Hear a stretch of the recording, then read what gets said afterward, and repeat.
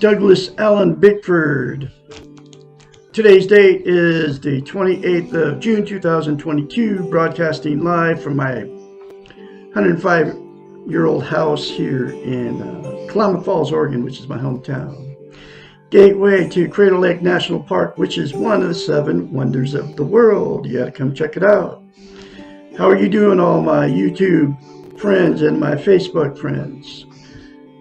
I am on Facebook and YouTube for absolutely one reason, and that's to teach you how to be positive, okay? How to heal your broken mind, how to make you feel good about yourself, okay? And the way to do that and to be positive about you, you yourself and you and others and to the world around you, is to attain and maintain self-esteem. Comes out of a book right here. It's called The Portable Therapist. What self-esteem is. It is also known as self-confidence, self-worth, self-love, right? It's how you feel about yourself inside, okay? And what those 2 words mean, most people don't even know what the 2 words even mean because nobody's teaching it. But what it means is we've all been in romantic relationships. You know, that good feeling when you first meet these people, man, you're bragging to all your friends and family and your soulmates, and you're never going to leave each other, and you're going to die together. They walk on water, you walk on water. You can do no wrong, they can do no wrong, okay? Well, what self-esteem is, self-love, self-confidence, self-worth, is that good feeling towards yourself. Dr. Susanna McMahon, who has a degree in psychology, makes her a psychiatrist, a doctorate in psychology, and she also has a master's in philosophy. Is 73, lives in Madrid, Texas with her husband, wrote this book in the 90s. It was published in 1992. And every chapter in it talks about, it doesn't have chapters, it has lessons. It's in question form. I call them lessons, okay? But every lesson in this book talks about how we've been taught and trained our whole lives since we're little kids not to love ourselves, not to have self-esteem, self-worth, self-confidence. In fact, they're teaching us that it's a bad thing, okay, to have self-esteem. So, as a psychiatrist, people would hire her to fix their unhealthy mind. That's what psychiatrist does, okay? They go to school for 10 years to get their doctorate in psychology. They study the science of the mind, how the mind works, okay? So, people would hire her to fix their unhealthy minds. But as a psychiatrist, she knew that without self-esteem, you can't have a healthy mind. So, she had to come up with a way to give her clients self-esteem.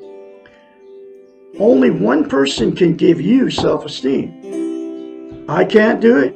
She couldn't do it to her clients. You have to do it.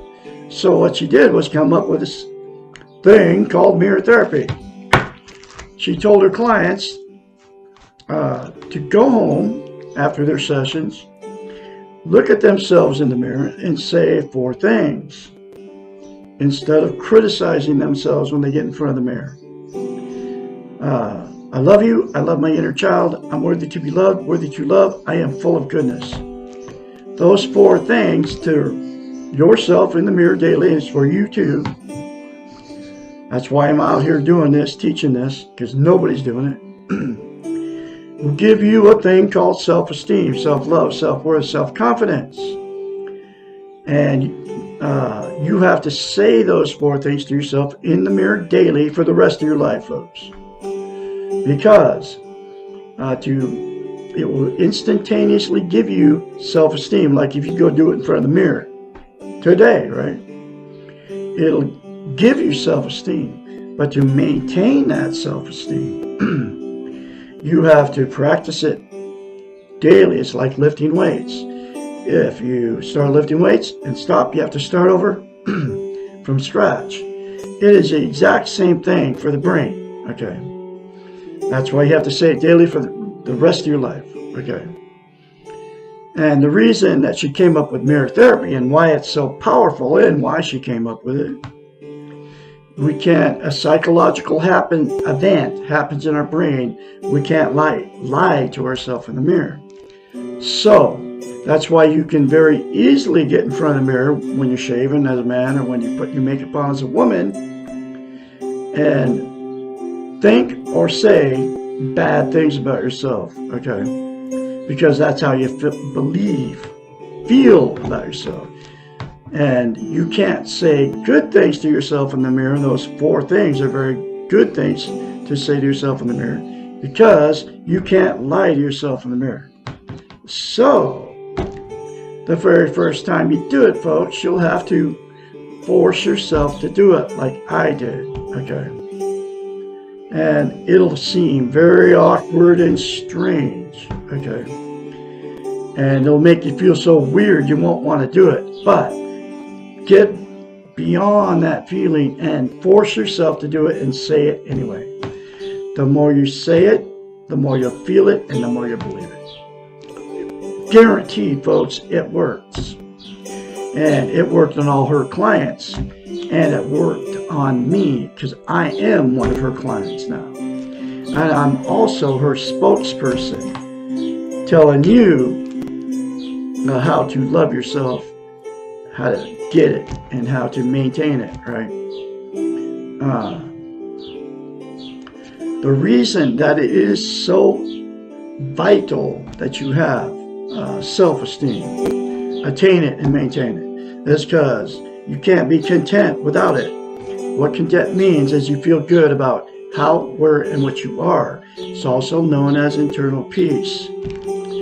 There are 11 things that people are using to try to be content.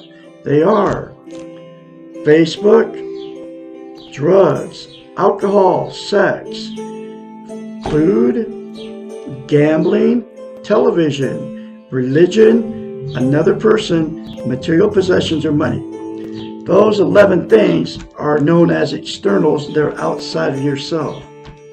There's absolutely only one thing that will make you content temporarily, but it never lasts. The only thing that will make you permanently content is to say 4 things to yourself in the mirror daily for the rest of your life. Literally, folks. But it is that simple. Okay. Once you say it the first time, and you force yourself to keep saying it, the more you feel it, the more you believe it. And then you will have internal peace. Okay. This next thing that without self-esteem happens. Okay. We can't love or be loved. So we get ourselves, we'll attract somebody just like you that doesn't love themselves. And you get married or you don't get married, you just hang out, right? Then after the good feeling goes away of that relationship that you thought was love, you all know it, I've had it, okay, many times. The relationship will become toxic with you without self-esteem. That's when the fights and the arguments start, the cheating, the going to bars, picking up people to have sex with, the drug and alcohol use, the going to your family and friends and telling people how bad these people are to you. Both sides do the same thing. And then because of the relationship turned toxic, I mean, you'll go to therapy and everything, and nothing will fix it. Even apologize to each other, but it'll just keep happening over and over again with you without self-esteem. Okay, but because the relationship turned toxic and you've tried many things to try to fix it, you'll divorce or separate. And then the same 2 people will go out and jump in more relationships, different relationships, without self-esteem, and the exact same thing will happen in the next relationship for both parties.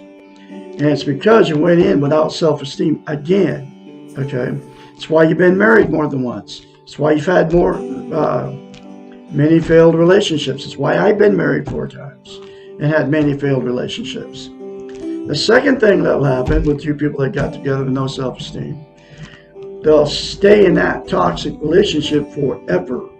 And that's because you don't want to be a failure. You can't be alone. You're being codependent on each other. You need that. You need to be loved, right? You're afraid to leave. You have nowhere to go. And so you'll stay in it forever. And all the emotional, sexual, and physical abuse of those 2 people will just get swept under the rug by the children and the grandchildren and all that. And then at that point, it becomes a dysfunctional family. And then dysfunctional families produce more dysfunctional families down the line. And then down the line, all the emotional, physical, sexual abuse by those people, the children that get involved in married and different relationships, all that gets swept under the rug and this cycle just continues. And then the very last thing that'll happen with 2 that got involved with no self-esteem. After so many failed marriages and so many failed relationships, the 2 that got in together without self-esteem will just say, screw it. They'll exit out of the romantic scene and just be alone for the rest of their lives. And they'll be just as miserable alone, using the 11 things to try to make themselves feel good, as they were in the relationship, because you cannot be content without self-esteem. So there's good news in my style of teaching. I always have a solution to the problem, and the solution is the 4 things to yourselves in the mirror daily for all parties involved in all these different relationships, marriages, and people that are all alone out there, will fix the loneliness. It'll fix the toxic relationship. If you're in a toxic relationship and the other person doesn't want to change and go through the change like you want to go through, then it'll give you the strength to get out and away from these people, okay, that are abusing you emotionally, physically, or sexually. And it is that simple, folks. And then get the book, The Portable Therapist, and do the many other concepts. Read it together if you're in a toxic relationship. Do the many more concepts in this book, both of you together.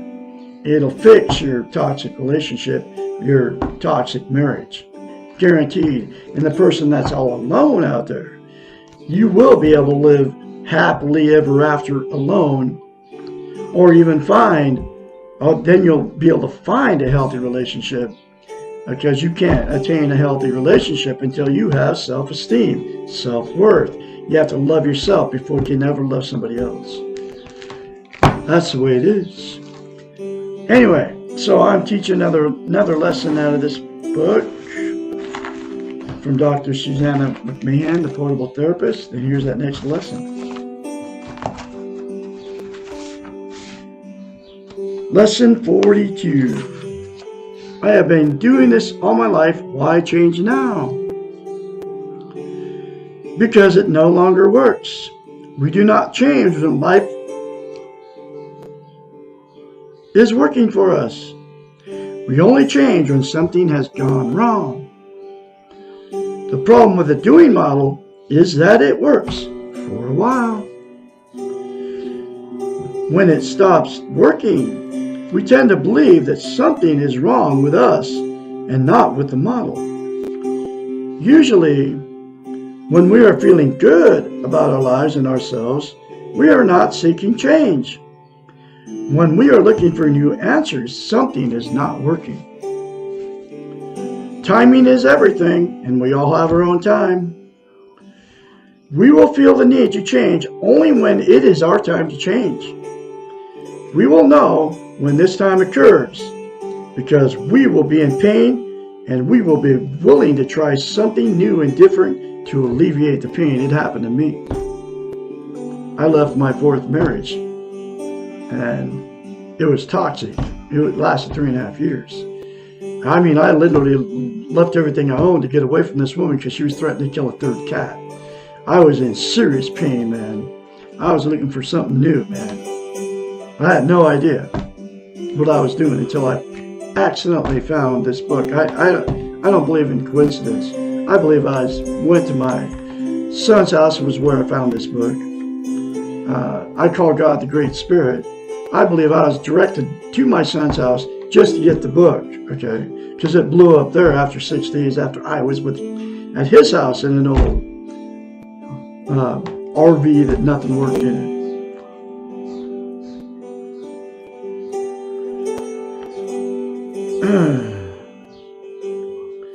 If we are not in pain, but are merely curious about learning the new model of being, most likely we will not change anything. Curiosity is not a good incentive for pain or for change. Pain is. It is so true. If this is not your time for change, accept that and love yourself for being where you are. If this is your time, know that the change will also be painful, and it is very painful, folks. But the pain of change is cleansing and leads to growth. And man, I have grown in the last 20 months because I left her almost 20 months ago. Growth is development, and development means letting go of things that have worked before but do not now. Development means learning new things that are strange and sometimes frightening. Like I just told you, say 4 things to yourself in the mirror. You thought, whoa, that's weird, because nobody's ever taught it to you before. Let go of the idea that there is something wrong with you because you can no longer function in the same ways that you have always before. No one else can decide when it is your time to change. You will change, and the new tools will make sense, and only when it is your time. That's why you can't say when I tell you that. It's not your time yet. It will be your time someday. Maybe you'll see that video then, or this video then. But we'll see. I'm going to keep doing what I'm doing because it's my life's work to teach you how to love yourself.